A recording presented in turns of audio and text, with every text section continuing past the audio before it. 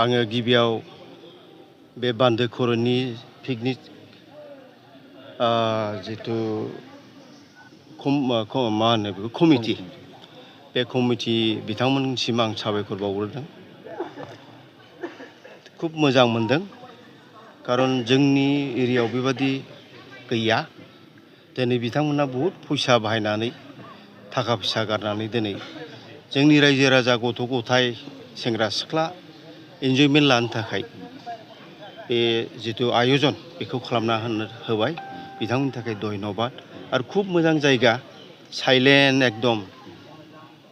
आं सानदों जितु दिनै सिगां थांनाय बोसोराव जितु बे पिकनिक स्पटखौ बान्दो खर' बालिमारि बान्दो खर' होननानै पिकनिक स्पटखौ बेखेवना होनाय जादोंमोन।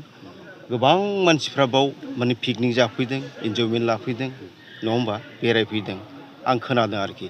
आरो दिनै गोदानै बिथांमोनहा बायदि रोखोमनि बे दैयाव जावनो थाखाय उन्दै गिदिर जावग्रा बा गाखोनो हाग्रा बे बटखौ जितु वाटारफल बिथांमोना लाबोना होफैबाय।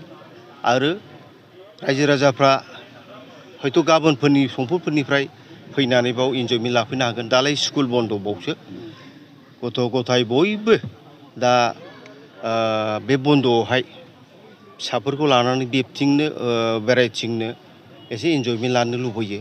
गतिके अबेबा गोजान गोजानाव थाङाबालानो बेयाव आं खावलायदों बयखौबो जाहाथे फैनानै एन्जयमेन्ट लाफैयो।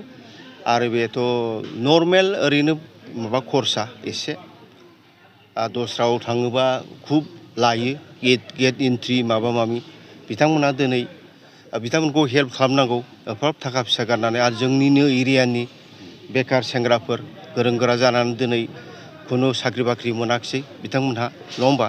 दिनै बेखौ गावजों गाव थाखा खांलायनानै बिराद खरसा खालामदों जाहाथे बेफोर बिथांमोननि माबाया साक्सेस जाथों। आरो साक्सेस जायैनि खोथा गैया, जागोनखौ आं नुदों।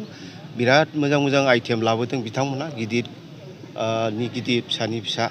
गतिके आं बयखौबो खावलायहरबाय आरो बिथांमोनखौ आं धन्यबाद होबाय बेबादि सुबिदाखौ जोंनि एरियायाव लाबोनायनि थाखाय।